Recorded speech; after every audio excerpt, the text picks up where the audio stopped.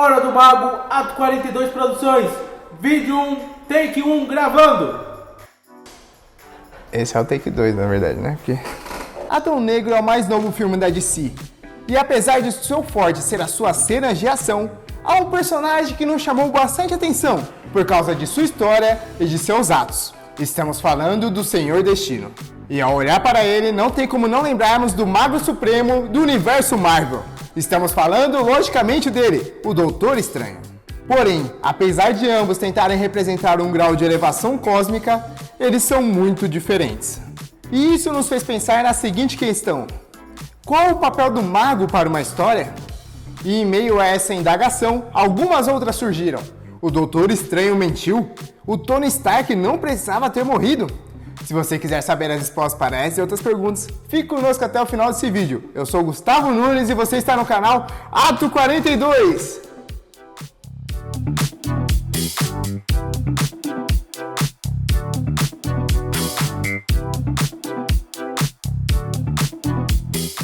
Os magos são seres especiais.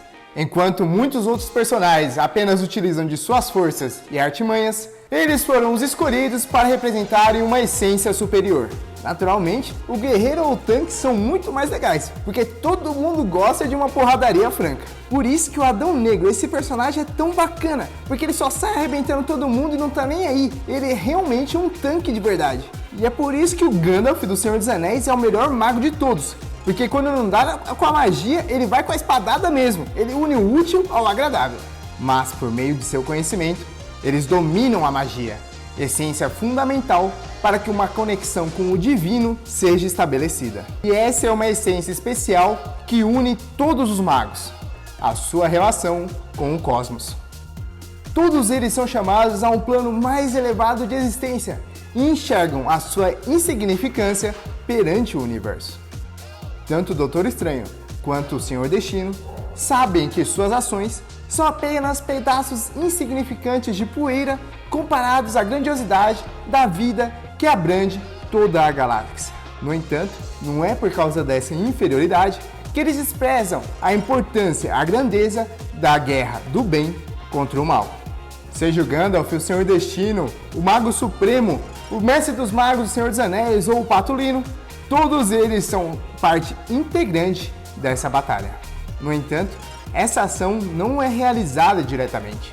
Quando olhamos até mesmo em nossa realidade, o xamã de uma tribo nunca é de fato o seu líder. Essa responsabilidade se dá ao cacique ou ao Ijucapirama, o guerreiro mais valente. Enquanto o pajé, responsável pelas artes místicas, atua como um conselheiro espiritual de todos. Então, como sempre podemos perceber, o papel do mago não é vencer a luta, a não ser em seus filmes solos, é lógico, porque senão quem que ia derrotar o vilão? Mas quando é em equipe, ele reconhece que não deve ser o centro das atenções. Esse papel cabe ao herói. É o protagonista da história que deverá superar as maiores das dificuldades e revelar o seu real valor. Independentemente do protagonista da história ser pequeno como um hobbit ou grandioso, um deus como o Adão Negro, ele deve ser testado e mostrar estar sempre evoluindo. A função do mago, então, é ajudar o herói nesse processo. E mais ainda, auxiliar o protagonista a encontrar um sentido tanto para a sua batalha, quanto para a sua própria vida. É assim que o Frodo consegue queimar o anel ao final de sua jornada. E é assim também que o Adão Negro encontra o herói dentro de si. Enquanto o Senhor Destino lutava sozinho contra o Sabak, o maior dos males de nosso mundo, ele liberta o nosso herói. E é depois de cair e se reerguer, depois de passar pelo batismo que as águas promovem, que o Adão Negro conseguirá emergir e aceitar o seu destino. Lutará de sua própria maneira ainda sombria, é verdade, mas que tende a ser amenizada ao longo dos filmes, já que tudo é um processo contínuo de evolução. Da mesma forma, o Doutor Estranho é aquele que guiará os maiores heróis da Marvel na luta contra Thanos. E em meio a mais de 14 milhões de possibilidades, ele mostra o caminho para o mais honrado dos heróis, Tony Stark. E apenas a morte do nosso querido Homem de Ferro pode salvar todo o universo. E aqui nós temos uma cena muito linda. Aquele gênio bilionário, playboy, filantropo, egoísta e narcisista sacrifica a sua própria vida, o seu maior bem, para salvar a sua família e todos os indivíduos que a galáxia poderia contemplar.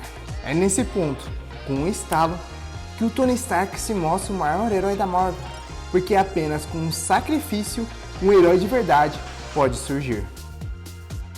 E é justamente nessa cena que podemos perceber a maior diferença entre esses dois magos.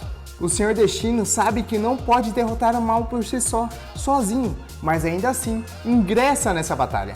E em meio a essa luta, ele tenta cumprir o seu papel. Ele faz com que o herói sobre o qual estava encarregado, o Adão Negro, consiga descobrir o máximo potencial possível que estava oculto dentro de si.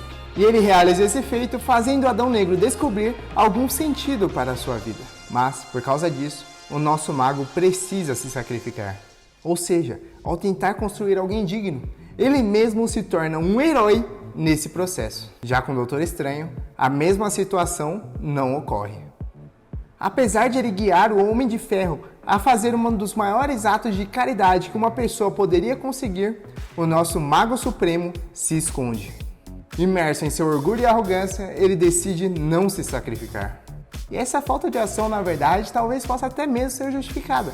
Afinal, o Thanos era o maior vilão que o universo já viu. Por conta de suas ideologias, metade dos habitantes do universo, como pó, desapareceu. Então, o futuro mostrava-se sombrio. Porém, em Vingadores Ultimato, o destino foi diferente. E como foi esse futuro? Antes de você descobrir, não esqueça de se inscrever no canal, de deixar o seu like e ativar o sininho para receber todas as notificações e ficar por dentro de tudo que a gente está fazendo. Então, agora que você já fez isso, porque você não está me enganando, mas faz isso agora para você não esquecer, vamos continuar com o nosso vídeo. Em meio à guerra contra o vilão roxo, dentro das mais de 14 milhões de possibilidades, a única possível de salvar o universo seria o sacrifício do Tony Stark. Mas será mesmo? Era essa a única opção? A resposta é não. Enquanto tivemos o ápice de um herói, nós temos a estagnação de outro. Nós sabemos que o Doutor Estranho é muito orgulhoso, e o filme Multiverso na Loucura nos mostra isso. Ele não reconhece a autoridade do Wong como Mago Supremo depois de seu desaparecimento. E também ele não vai atrás da mulher que ele ama, não vai atrás do seu amor, não porque ele quer salvar o universo, mas porque ele não quer abandonar os seus poderes. Além disso, ao mesmo tempo em que ele reconhece a sua insignificância perante o cosmos, ele também aparenta se mostrar muito superior do que todos os outros seres. Então, e se existisse mais uma possibilidade do Thanos ser derrotado, mas o Doutor Estranho não quis escolher essa possibilidade? Mas será que ela existe mesmo, Gustavo? Existe e nos foi mostrada. Justamente no filme Multiverso da Loucura, o Doutor Estranho consegue sozinho acabar com o Thanos. Enquanto em Vingadores Ultimato precisou de todos os heróis possíveis e imagináveis, nessa outra dimensão apenas o nosso Mago Supremo foi necessário. Até mesmo uma estátua foi erguida em sua homenagem por causa desse efeito. Mas são de multiversos diferentes, Gustavo. Não sabemos o que aconteceu lá exatamente. Isso é verdade, mas apesar de ser diferente, esse multiverso é muito parecido com o nosso. Ele entra em conflito com a mesma mulher e também não era casado com ela. Ele tinha a mesma birra com o mesmo cara do primeiro filme. A estátua dele tinha o mesmo rosto com o mesmo formato, então a aparência deles é igual. Assim, essa desculpa não se mostra válida. Mas como que ele conseguiu essa façanha de derrotar o Thanos no X1? Utilizando o Darkhold, o livro dos condenados, aquele que tem conhecimento infinito e vem da dimensão do inferno. Mas então, se ele conseguiria derrotar o Thanos sozinho, sem que ninguém precisasse morrer, por que ele não fez isso? E existem dois motivos para tal situação. O primeiro é justamente o fator narrativo e que é o tema desse vídeo. Ele tinha que completar o seu papel de mago. E qual é ele? Como já dissemos, é encontrar e evidenciar ao mundo o potencial oculto do herói. Quando o Visão morre, ele faz em prol de todo o universo, para que a joia da mente não caia nas mãos erradas. A Viúva Negra também se sacrifica, no lugar do Gavião Arqueiro, para que o vilão pudesse ser derrotado. E o Homem de Ferro atinge o ápice de sua existência, redimindo todos os atos do seu passado por causa de sua entrega total. Então, independentemente de suas ações, o nosso Mago Supremo cumpriu o seu papel. Porém, aí vem o segundo motivo e talvez o mais importante para que o Doutor Estranho não utilizasse o Darkhold. Ele não usou o livro porque senão ele é quem teria que morrer. Logo depois de derrotar o vilão roxo, o Doutor Estranho daquele multiverso percebe que ele não conseguiria controlar a maldade que estava dentro dele porque ele utilizou o Darkhold.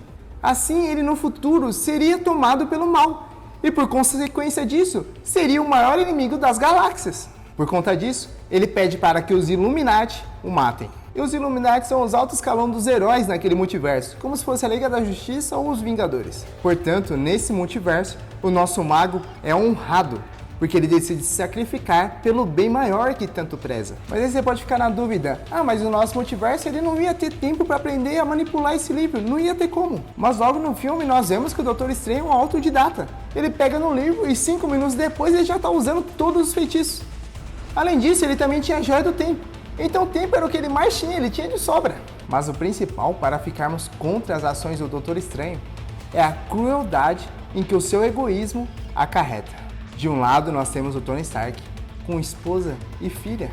E do outro nós temos o Doutor Estranho, uma pessoa que escolheu, por si só, ficar sozinha para todo sempre. E quem é que o nosso feiticeiro escolhe para morrer? O Homem de Ferro. E mesmo que a morte não seja o fim último de uma pessoa, a abnegação do Doutor Estranho mostra que as suas ações e os seus atos foram muito cruéis. Sendo assim, mesmo que os magos sejam existências superiores, não são todos que possuem o mínimo necessário para serem um herói. Dessa forma, entre egoísmo e sacrifício, nós podemos perceber a honra dos derrotados no Senhor Destino e a petulância dos egocêntricos no Doutor Estranho. E assim se fecha as cortinas de mais um ato, com você aprendendo o papel dos magos em uma história. Se você gostou desse vídeo, não esquece de deixar o seu like, se inscrever no nosso canal e ativar todas as notificações para você ficar por dentro de tudo que a gente está fazendo. Além disso, não esquece de seguir a gente lá no Instagram,